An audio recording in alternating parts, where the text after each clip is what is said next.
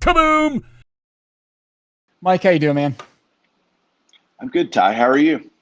I'm great. I'm great. Good. Tonight, I know we're gonna respond to some comments, so I brought a backup helmet just to deflect the bullets coming my way. I feel like a That's bat very boy. smart of you. I'm at the ranch, so I have plenty of guns. If anybody really pisses me off, I'll just no, not really. Not, No. Well, hey, look, we talked about doing this. You and I take our comments pretty serious, and it helps us adjust the things that we do and talk about. So we thought, you know what? Let's try to make it a habit of responding to comments, not just in writing, but also on video. And so we had 4 videos in the last week. We got about 15 comments that we want to bring up and just respond to really quick. We're not going to belabor the point, but we do want to give some folks some attention and be a little more transparent. A lot of content creators don't do that. yeah, and Which is surprising to me. yeah, it's not surprising to me because it takes a lot of time. I mean, you and we spend a lot of time. I just want everybody to know out there. First of all, we appreciate your comments. They really mean a lot to us. We read all of them. We look at all of them. We talk about them privately, and like, interesting point. Or we talk through maybe rethinking some things or clarifying some things. Because as transparent and honest as Ty and I want to be, we also are aware that we're just one opinion or two opinions or whatever, and there's other opinions, and we're open-minded to listening to what people have to say. Absolutely. Before we dig in, though, your hat looks really good tonight. I'm digging it. Well, I'm at the ranch, so it only seems fitting that I wear my local feed store hat out here in Ranger, Texas. So That's right. What look it up on a livestock map. That's where I am. do you? Yeah. Do you have chickens? Right. What else do you have? I have chickens. We feed our deer so that we keep a deer population coming back so that they can just get shot in the winter. And then we use deer corn to attract the hogs so that we can exterminate the hogs as well. But no real livestock other than the chickens. Right. Poultry. And those are egg laying, or are they meat chickens for you? No, they are egg laying machines. Oh my gosh, we get Nice. 15 to 20 eggs a week. Yeah, That's awesome. Cool. awesome. Okay. Well, let's start with the first video. Yeah, same here. We're getting about 11 or 12 eggs a day right now. A day, which is just insane. We don't even know what to do with them all anymore. We're trying to find more ways to eat eggs. Yep. But all right, we'll start with the first video we did about 5 days ago. The the sports car market collapse, updating it with data, all that good stuff.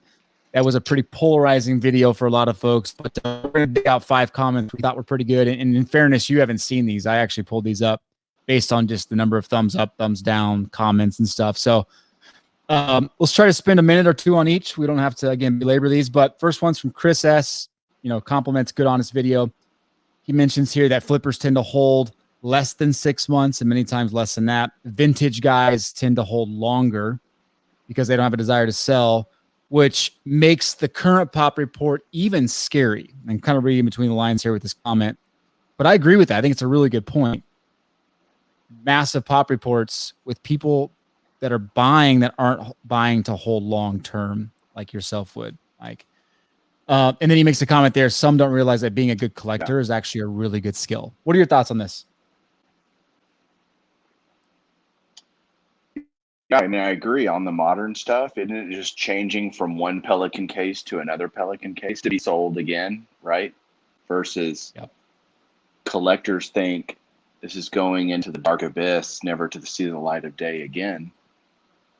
And that's how we think, how collectors think. Now, you can be a hybrid of that, right? No doubt. You're going to have PCs. Everybody could have PC stuff that's forever and stuff they're looking to use to sustain their hobby, to to flip or trade or sell or use whatever. I like the skill part of being a collector. There is some skill to being a collector, and I would say the biggest skill to being a collector is patience and probably just experience. I don't know that experience, I guess you learn, right? Experience is a skill you can obtain. I don't know. Or is it just something you get over time?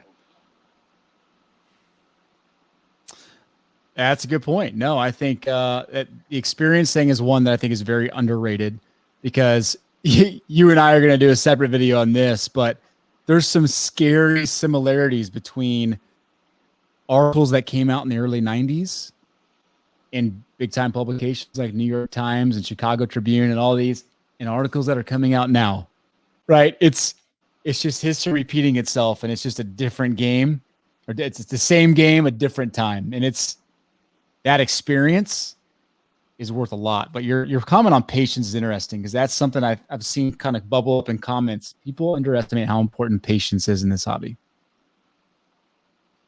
Yeah, if you're long term, you don't get caught up in the short term hype. You just wait it out.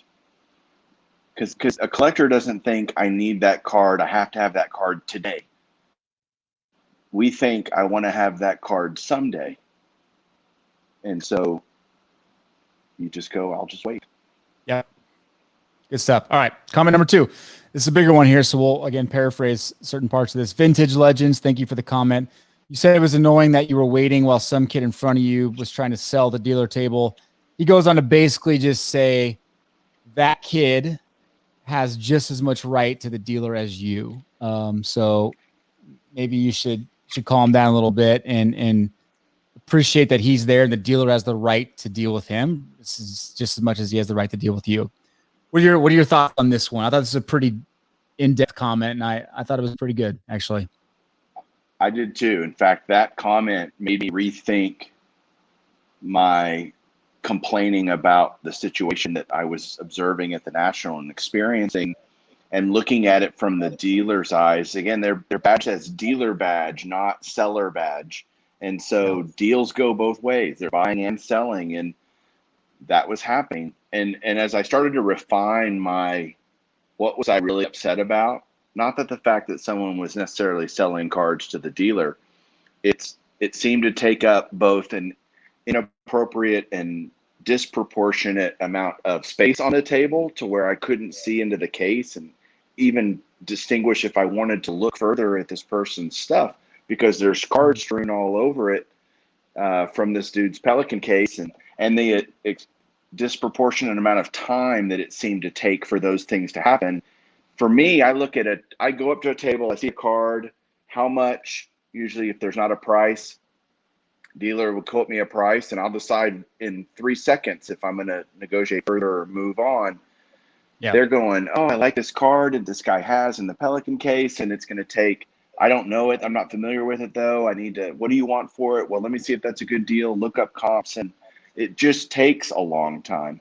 So I think I can be understanding of why it happens and still be annoyed with it. I think those are okay.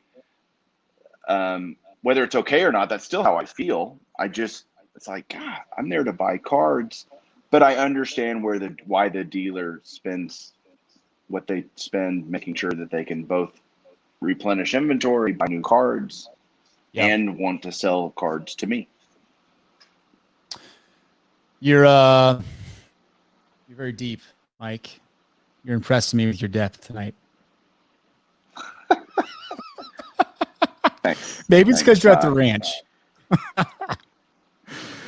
No, it's because I've already had a couple of. It's already because I've had a couple of whiskeys and cokes, so that's why I'm so deep. Gotcha. Well, speaking of your depth, let's talk about Card Cutter's comment here. Good podcast, fellas. My boy, baseball collector, sounds like an old man yelling, "Get off my grass, you damn kids!" So many times in this video. Clint Eastwood style. Tyson brought up a great point at the end. He'd love to hear more on where do card breaks go from here, or at least in this current environment. Mike, you could probably set this one out. Do you want to set this one out? Yes, please. That's your area of expertise. Yeah, well, I wouldn't say that. Although I have the name Breaker in my name, Breaker Culture, it doesn't mean I participate enough in breaks. But I do speak to plenty of breakers. And my quick take on that would be um, we forget how the retail prices do drive the demand for breakers. People want to jump in base breaks, Topps flagship breaks because the values of flagship cars are so high. When those drop 50, 60%, it obviously affects demand for breaks. But with that being said, there are plenty of retail customers to fill up breaks. And if you talk to any of these big time breakers, some of them are having their best years still, right? And they're on pace to break their record from 2020. That'll probably shift a little bit. We're seeing a little bit of frustrations on the back end with distributors and in retail prices are causing folks to back out of their allocations or realize they over ordered. So I think some of that will start to eventually trickle into the hobby and affect group breakers. But right now, I think they're probably pretty safe because if you go watch the Luca Network did a video and they interviewed coffee breakers who they break 24 hours a day. They mentioned how their only bottleneck to growing their business is getting more product. Like that's literally the only thing he basically said, you give me as much product as you can and I will fill every single break with it. So that says a lot when you got a breaker that's breaking 24 hours a day and the only bottleneck is it's getting product. So that was a long-winded answer. Do you think, well, let me ask you this again, because that's not an area of the hobby that I'm involved in really. Do you think a year from now, 2 years from now, there will be more breakers breaking, less breakers breaking? Yeah, I think a year, 2 years from now, there will be less breakers breaking. And the reason I think that is because you've seen the shift from middle-aged men group breaking to young men group breaking. And you and I both know what happened when we were young and into cards. We got older and we started getting married. We started having families and we started going to school. Those things steer attention and funds away from this new modern influx of young people. Most of them, I shouldn't say most, a lot of them do mature and they start to live life. And they'll come back 15 years from now. We'll have another hobby boom, right? Amazing how the cycles repeat themselves, isn't it? It really is. Okay, number 4, collector's hobby. Thank you for the comment. I understand the notion of supply and demand and the data you shared on Pop Reports, but the question I have is how many people we know who are in the hobby? And this goes on to talk about supply-demand ratios, and he's spitballing some numbers here, but if let's just say there's 200,000 people that love Luca and less than 10% of that is in the PSA 10 Pop Report, shouldn't that be just fine? And won't new modern cars be able to handle the increase in Pop Reports? What are your thoughts on that? The underlying question is how many people have kind of come into the hobby, and that's probably the most important question in this comment. How would you respond to that? Yeah, I mean, if you think, involved in the hobby in some way, shape, or form across the whole spectrum of from dealers to buyers to whatever, I mean, how many people were at the National? Yep. Right? 100,000, 120,000. Now, granted, a lot of those people they went multiple days and stuff like that. Let's say there were 50 to 75,000 people, individual people that attended the National. Yeah. That's probably reasonable. So you got to think the hobby's 3 to 4x that overall. So you're talking 300,000, 350,000 people. Yeah, it's interesting because you do wonder with just the number of new platforms that are available and just the way that you can connect with people now. I mean, obviously the hobby's grown. There's no doubt about that, but there's just so many more ways to engage with the hobby now that I think people that were already collecting before that I knew just now have a way to kind of identify themselves and kind of be out there that they didn't have before. They aren't necessarily new in the hobby. They're just finally able to kind of get out there with certain things and interact on Facebook Marketplace or whatever it may be. So I do wonder if Yeah, we're and think overreacting about a little bit. what the hobby has done a great job. The hobby's done a great job of, for young people, the hobby's doing things that young people like to do, be on Instagram and TikTok and Snapchat and Facebook and all these YouTube, all these things that they like to do anyway. Yeah. Now you throw cards in it, it makes it an easy thing for them to like because they already like all those other things. Yeah. Nope. Very good point. Okay. Last comment. And this one's this one, you know what? This is actually the title screen of our video. And I'll just show you this. Are we prophets of doom? This is what this obviously stood out to me. Bart Simpson, the end is near.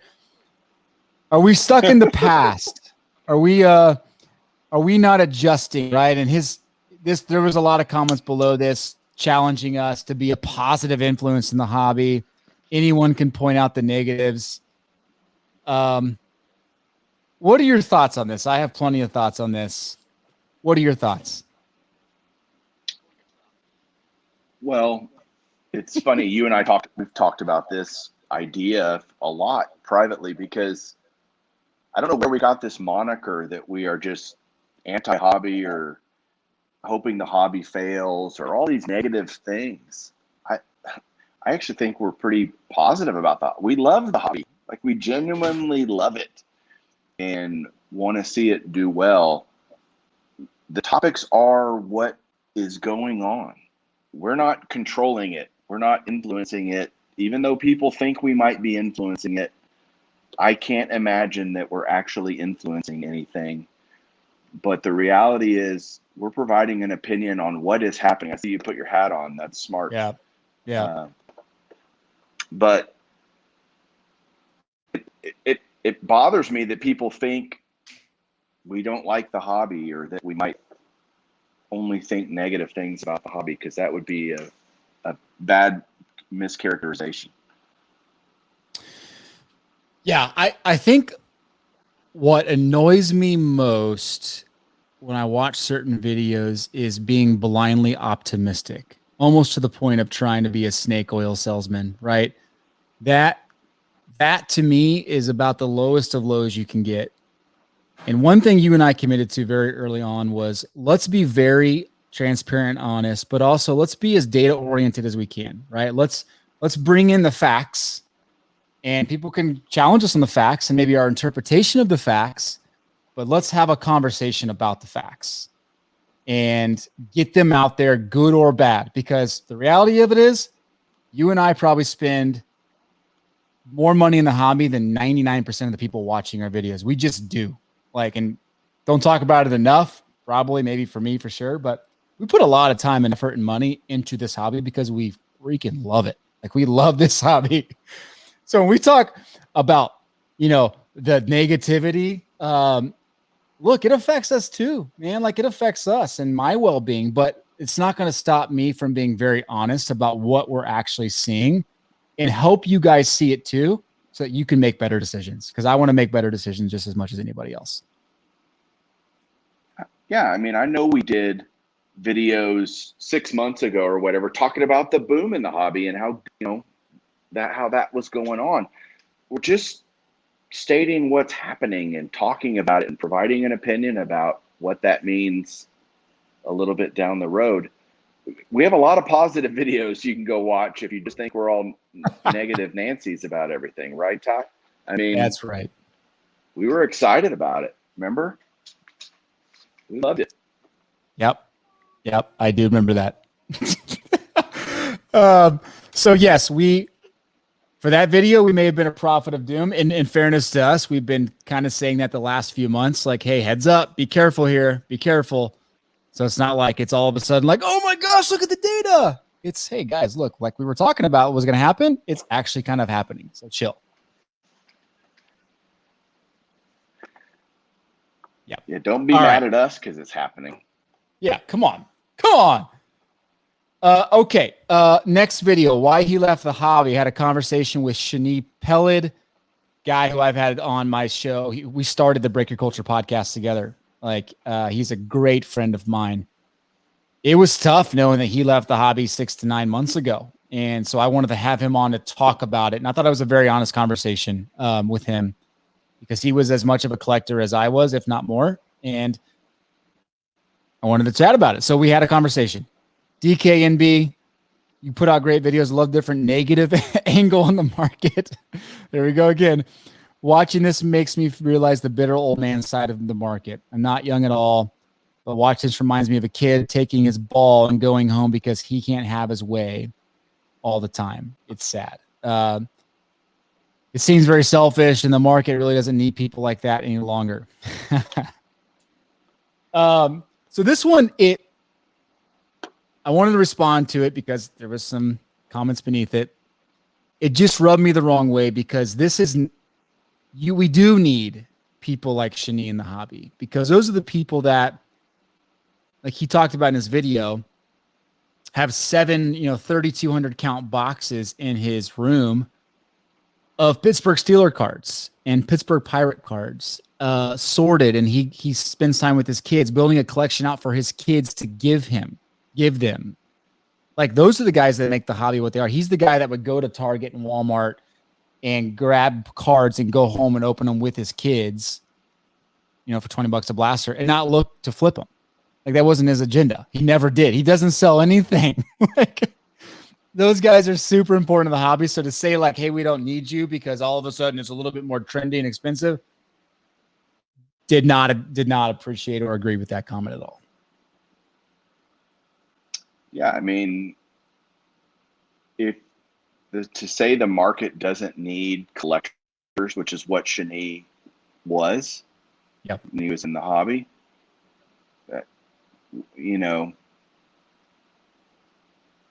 very short-sighted is all I can say about that.